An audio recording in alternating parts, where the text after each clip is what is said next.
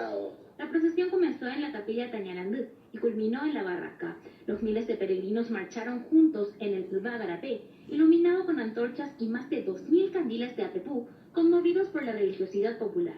Las estatuas vivientes, interpretadas por unos 60 artistas, pusieron en escena la pasión y muerte de Jesucristo en distintos pasajes.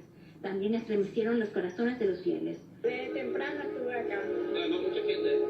Sí, cuando empezaba a cargarse acá la gente, llegamos nosotros. Y después empezó ya a llenarse.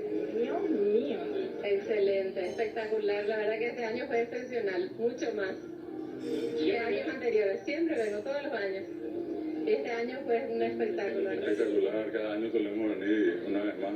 Felicidades, Cookie. Wie hat es dir gefallen? Gut. ¿Le gustó también?